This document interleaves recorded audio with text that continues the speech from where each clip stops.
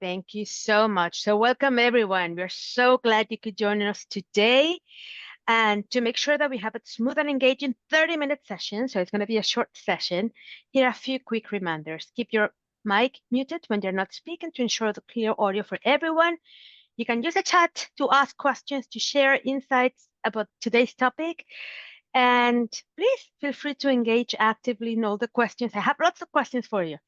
Or join using reactions or join the discussions. We want to hear from you. We want to make sure that we all respect all viewpoints because this is a collaborative space for learning and growth. And if you have any trouble, you can try to refresh. And as I did when I came in, it took me a couple of times just to refresh, and you can go off and rejoin if you experience any issues. So imagine this, and I know that you have been there.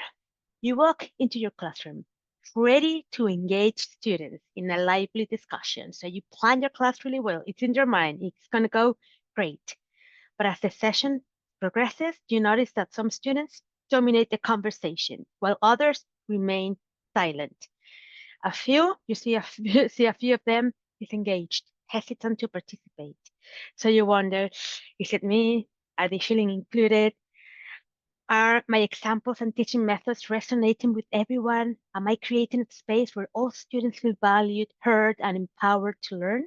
Well, in today's webinar, we will discuss practical and effective strategies to make sure that your teaching is more inclusive and culturally responsive. Our goal is to equip you with tools to foster a classroom where diverse voices are recognized, barriers to participation are removed, and all students feel a sense of belonging, whether in person or online, doesn't matter. So together, I hope that we can discuss and discover how small intentional changes can make a big impact on students' engagement and success. So let's get started. And again, I have a few questions. I want this to be an open conversation. So the first question that I have for you is, I want you to use the chat box to share one barrier that you have noticed or experienced in your teaching. Practice strategies that prevents inclusivity. And let's be honest, there is no right and wrong answer.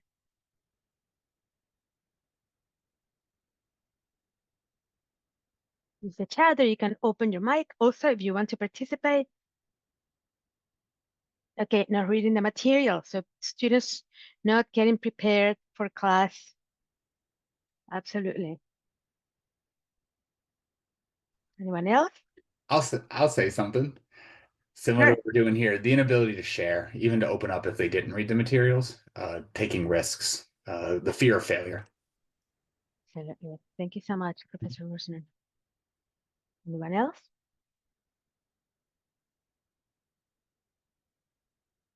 Let me see the chat. I want to say something as well. Absolutely, go ahead. And the materials that you have given to the students might not resonate with some of the students. You know, in Turkey, now there is a trend going towards religion, you know, and I'm not used to that. And so there were some students in the classes who come from different backgrounds. And when I presented some materials, they were kind of shocked. So that they could be offended, you know, by the materials that I presented. But, you know, if at the beginning of the class, we set the rules that, you know, I might bring some things, and whatever you say may not be the same as I think, but we will respect each other, and we will learn from one another at the same time. I mean, we don't have to change our opinions, but, well, this is learning. I mean, we're developing ourselves, and so we have to learn from other opinions as well. So, I mean, materials not resonating with the students, not being appropriate, maybe. That's one Thank you thing. for sharing, Sema, and I agree with you. And Thank you you. said something very important that has to do with setting the rules, and we're going to be talking about that in a little bit, making sure that your students know that it's okay to have different Yeah. opinions and just set the Right. tone of your course from day one. So we can, before we can create truly inclusive classrooms, we need to recognize the barriers that might be limiting student engagement and success. So let's take a closer look at 4 key challenges, according to research, that often arise in teaching practices when it comes to inclusivity. The first one is bias. Right. So conscious or unconscious. We all have biases. We know that. Some we are aware of and others operate unconsciously, if you like. So these biases can influence how we interact with students, assess their abilities and set expectations. So for example, we might assume a quieted student is disengaged when they're simply processing information differently, maybe. So a key step in inclusivity is reflecting on our own biases and making intentional efforts to counteract them. Then, of course, language and cultural misunderstandings. So classrooms today are more diverse than ever. So we know that with students from different linguistic and cultural backgrounds. So misinterpretations can arise when students are unfamiliar with idioms, slangs, or implicit cultural references. So as faculty, we can bridge this gap by using clear, accessible language, checking for understanding, encouraging students to bring their own perspectives into discussions. Another barrier can be the lack of representation in course materials. What we teach and how we teach it sends a message about whose voices and perspectives matter. So if a course readings, case studies, and examples come from a narrow set of viewpoints, students may struggle to see themselves in the learning experience. So we should integrate diverse research, real-world examples, global perspectives, in order to create a more inclusive and engaging learning environment for all of our students at Westlake. Also, accessibility and accommodation issues. So inclusivity also means making sure that all students, regardless of ability, can fully participate in learning. So this includes providing accessible materials such as captions for videos if needed, alternative formats for readings, and flexibility in your learning tasks. So proactively designing for accessibility benefits not only your students with disabilities, but also those facing some challenges that might be temporary, such as them being sick or connectivity issues. Any other obstacle that you can think of when it comes to inclusive teaching in your courses? I'm going to check the chat. Thanks so much for sharing. Okay, let's continue. Now, inclusive teaching is more than just a method. It is a mindset, and we need to keep that in mind, and a commitment to ensuring that every student has an equitable opportunity to succeed in your class. So this definition actually emphasizes 3 key principles. Feeling valued. Students learn best when they feel seen, they feel heard. Inclusive teaching means acknowledging the diverse experiences, cultures, identities, and students bring to the classroom, and integrating these perspectives into discussions, materials, and examples that you use in your courses. Also, feeling respected. Respect in an inclusive classroom goes beyond just being polite. So it involves setting clear expectations for discussions, addressing biases, creating a space where different viewpoints are considered equally. So you as a faculty member, as a professor, play a major critical role in modeling respect through your interactions, your course content, and responsiveness to your students' needs. And of course, the third key element is students feeling supported. Now, all students start from the same place. We know that. So inclusive teaching recognizes that some students may need additional resources, flexibility, accommodations to thrive. So this includes, again, accessible course materials, accessible learning tasks in your lessons, different type of teaching teaching methods and providing students with different and multiple ways to engage and demonstrate their learning. So at its core, I feel like inclusive teaching is about removing those barriers that we have been talking about and fostering a sense of belonging. Because when students feel included, they are more motivated, engaged, and empowered to succeed. Now, let's discuss. I want to hear from you. Think about, because I know I have visited literally hundreds of classes here at Westcliff in the last 9 years that I have been here. And I have seen amazing inclusive teaching practices in action. So let's share a little bit of best practices today. Think about an inclusive teaching practice that you have recently used. How did it help all students feel involved? What did you notice? And what would you do differently next time? So please use the chat box or open your mic and participate.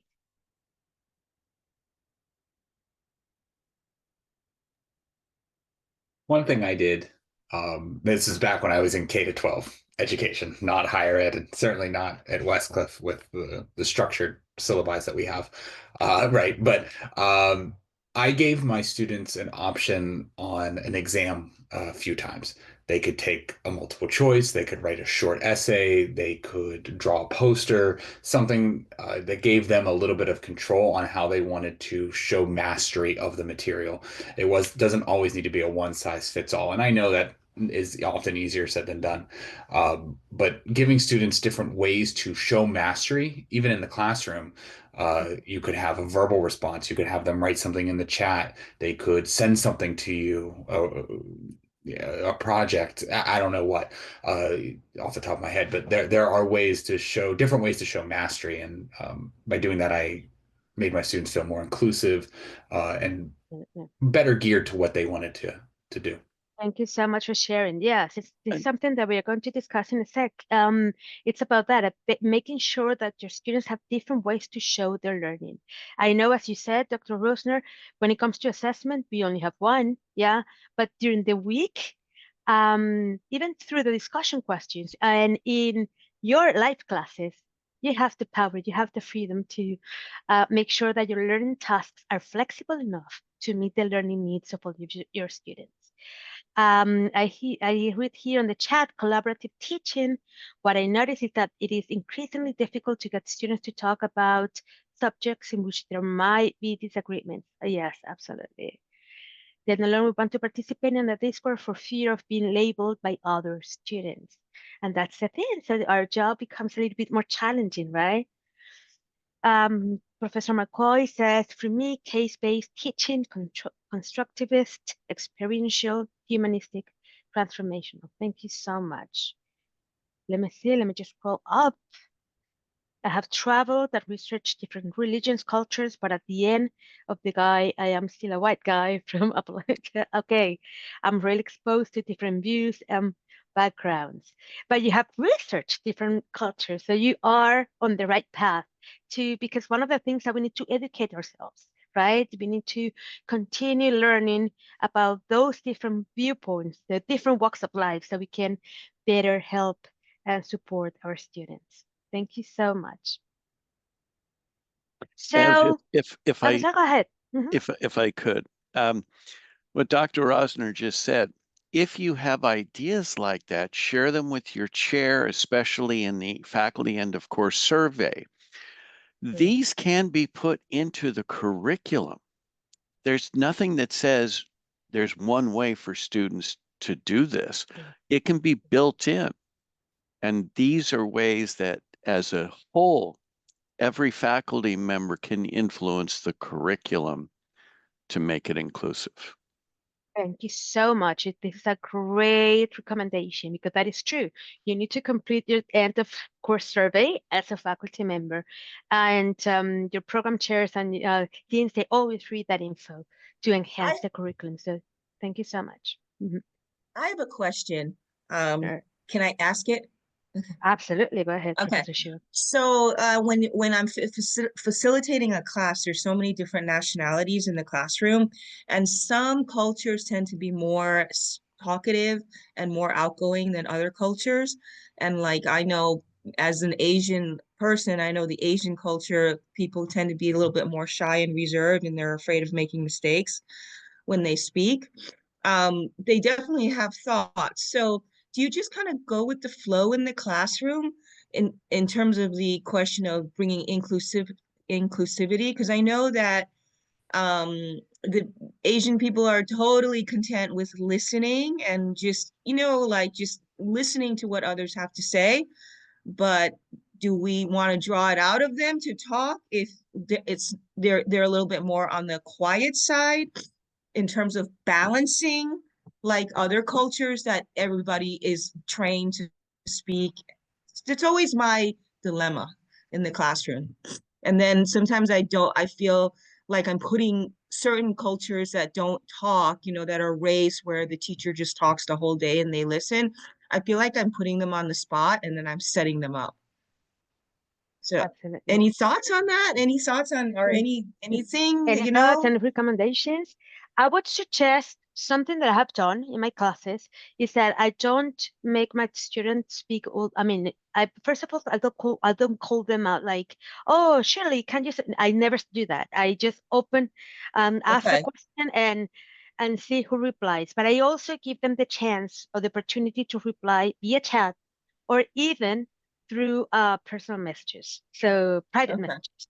okay, Sometimes some of them, as you said, that they're quiet, they're listening. It doesn't mean that they're not engaged. They just don't want to.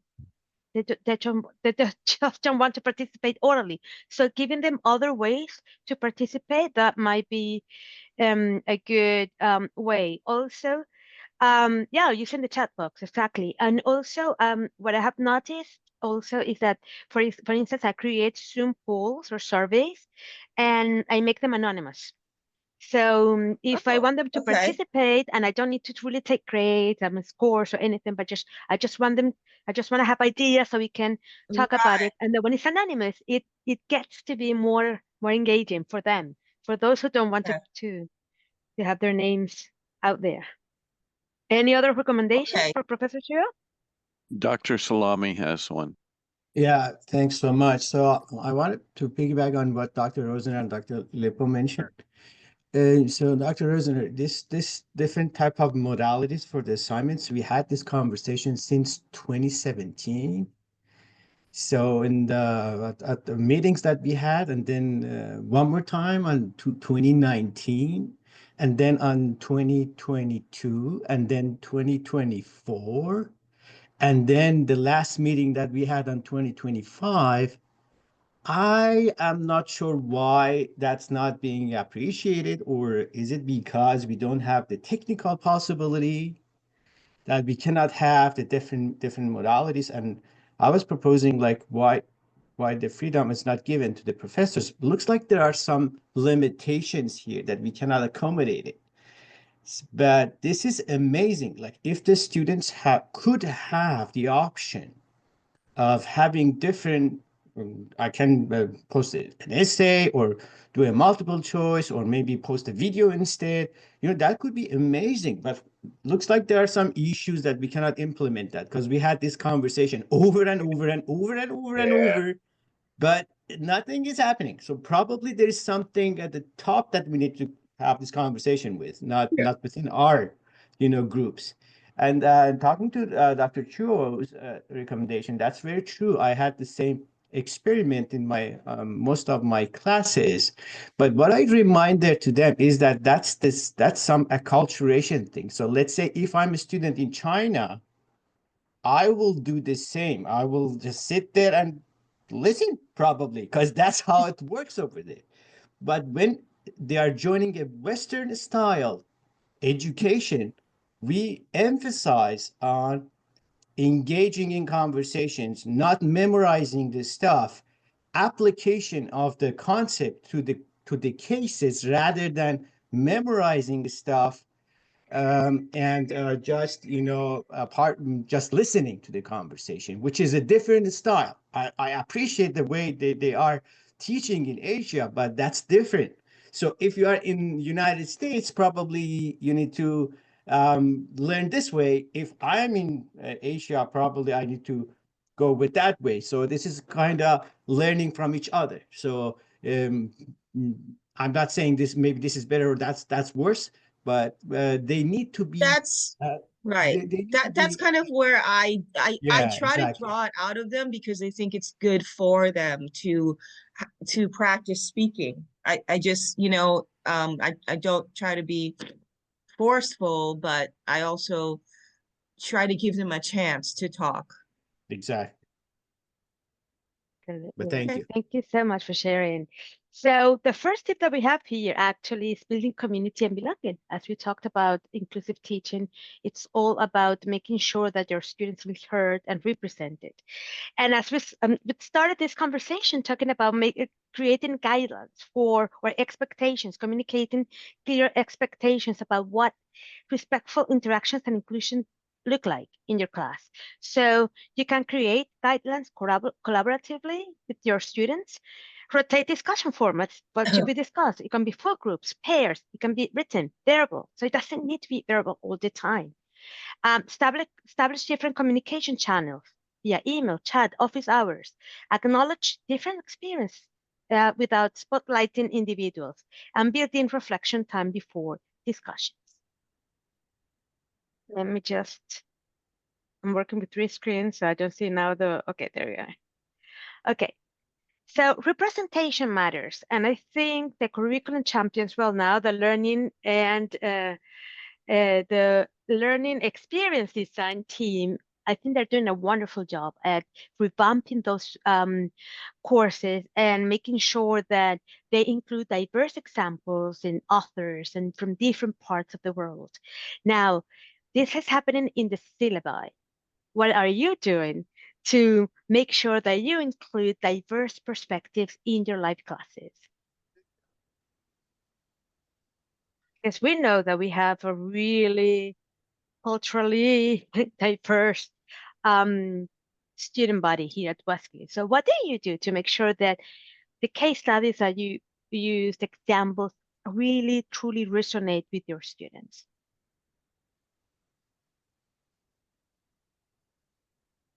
Okay, Dr. Kaufman says, I was trained and I teach from a position developing fonts of knowledge embedded in the student world.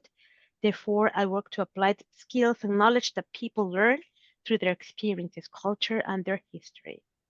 Love it. So I create activities to meet the students in their spaces, to use specific examples of their life and their work. I create activities that use their real world perspectives and skills. Thank you so, so much. That's the way to go. Anyone else? Professor McCoy says, I think as we observe the class, it is a great opportunity for us to recognize those students and encourage their contribution in classroom discussions, as well as leading some projects or sharing how our curriculum has supported their professional role. Thank you so much. Another tip is offer flexibility and accessibility. So consider different learning needs by providing multiple ways for students to engage with the content. Again, the syllabus already offers recordings, flexible tasks, varied assignment types. Some of I know that not all of them, because I've seen it, some of the courses, they do provide options for assignments. So let's make sure that we encourage student participation, allow students to read transcripts if needed, create visuals, infographics to accompany complex texts. You can record mini lectures, 5 minutes, to make sure that students are able to review or preview any content. So use colors and plus another indicator for visual elements. But I have a question for you. I want you to take 30 seconds to write down one key concept that you constantly teach and think about 2 different ways you could present this material to reach different learning styles. Because when we talk about inclusivity, we are not only talking about culturally responsive teaching. We're talking about reaching all your students. Some of them are prefer to see, they're verbal, they prefer to talk, the others prefer to listen. So how do you make sure that a concept that you teach is can be understood, if you like, by students with different learning needs. I use different formats. I use video shorts and relate what we are discussing to things students know. I also try to incorporate in current events when possible.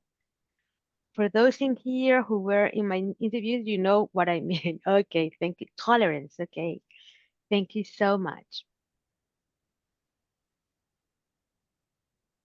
Now, I want to talk a little bit about best practices, but again, I just brought a few based on research that are proven to be effective. But I want to hear from you what you are doing to make sure that your classes are as inclusive and accessible as possible. So, setting the stage clearly. How can you provide inclusivity in your class? Setting the stage clearly, provide a clear purpose, a process, and expectations for group activities to reduce anxiety and allow time for students to prepare and to think before participating. So modeling respectful behavior is also essential for us as instructors, as students often mirror the tone set by us, their professors. So forming diverse and equitable teams. So you should form teams. I mean, you should be the one, that's again, my advice. You should be the one forming the teams rather than relying on self-selection to promote balanced skill sets and avoid isolating underrepresented students. So rotating groups midterm can expose students to new peers and prevent them from working with the same students all the time. So they get to work with students from different walks of life. So establishing inclusive team norms, build in structured time for students to introduce themselves and develop a mutual agreement on communication. So that's going to help foster a sense of belonging and accountability within each team.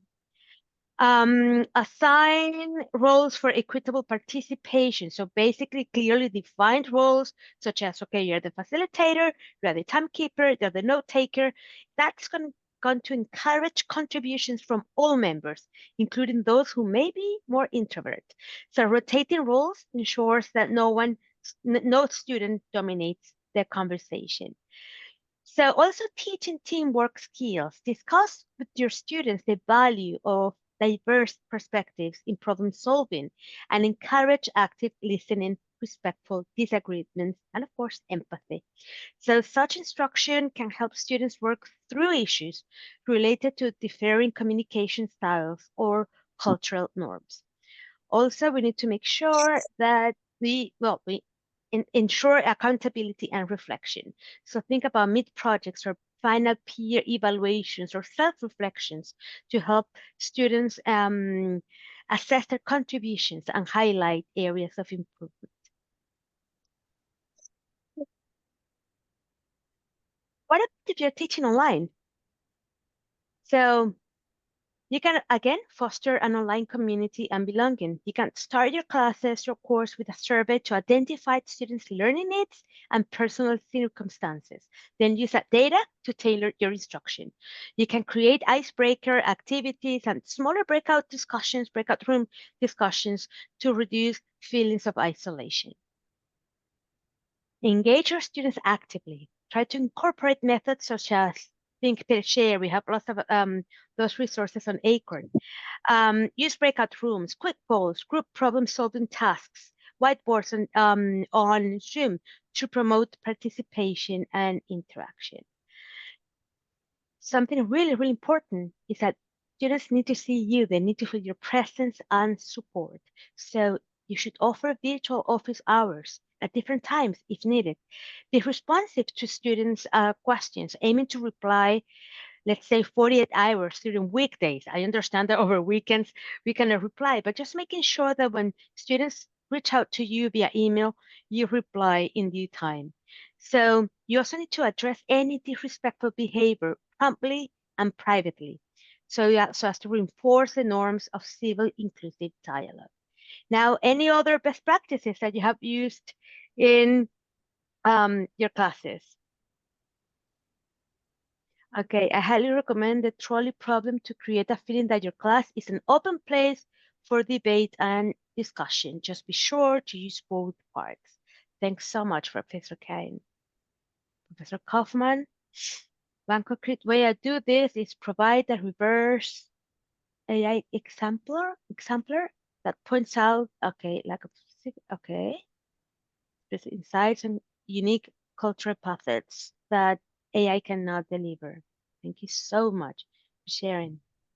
Any other strategies that you have used, inclusive teaching practice that you have used in your online or face-to-face classes that has proven to be successful? I'm almost done with my time, so I would like to talk a little bit about quick wins. I know that it's easier said than done, right? Like inclusive practices. Okay, wonderful, beautiful. We should do that. What it looks like, okay, we can discuss this forever, but we can also think about small wins, little by little. We don't need to change all of our courses and teaching practices, but we can just do it bit by bit.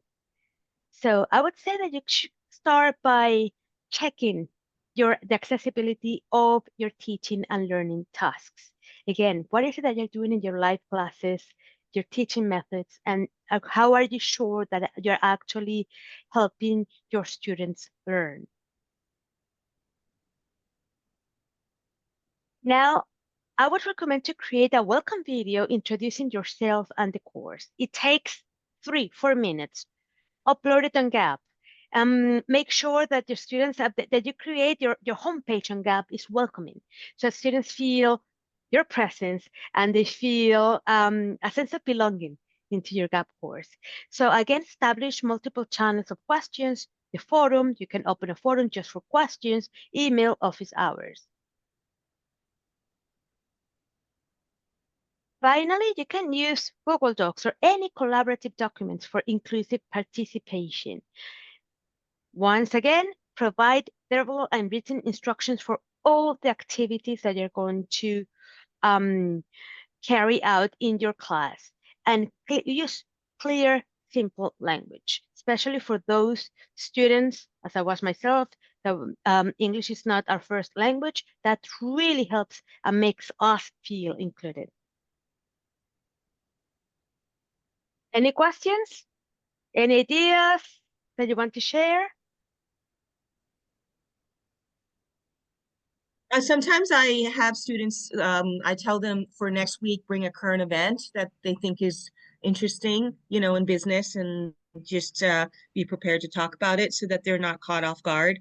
Just as an icebreaker, if a student wants to talk and just is a little shy of answering questions, but they can prepare something, that's just a little trick. Thank you so much for that. And that's one of the tips, just making sure that you help your students prepare for class. So that's a great tip. Thank you so much. Anyone else? For those that don't know, the Library and Digital Resource Center has the capability of bringing those current events from the major regional news outlets.